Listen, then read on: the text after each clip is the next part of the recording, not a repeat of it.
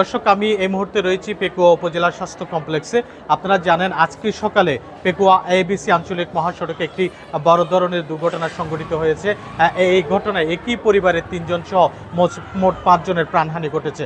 দর্শক জানেন আজকে সকাল 7টার দিকে পেকুয়া থানা পুলিশ জানিয়েছে আজকে সকাল 7টায় পেকুয়া ABC আঞ্চলিক মহাসড়কে ডাম্পার এবং সিএনজি অটোরিকশার মুখোমুখি সংঘর্ষ হয়। মুখোমুখি সংঘর্ষ হলে ঘটনাস্থলে 4 জন নিহত হয়।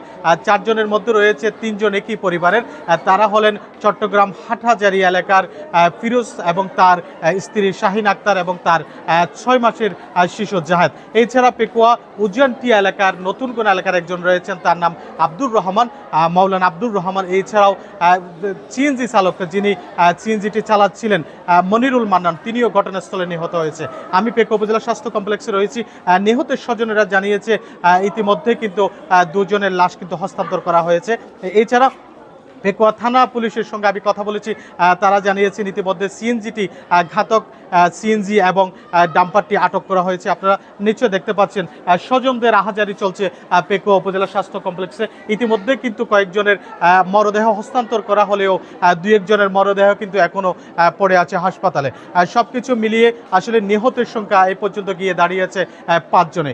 এই ছিল আসলে পেকুয়া ABC আঞ্চলিক মহাসড়কের দুর্ঘটনার সর্বশেষ। FM Suman, Bangla vision digital, Cox's Bazar.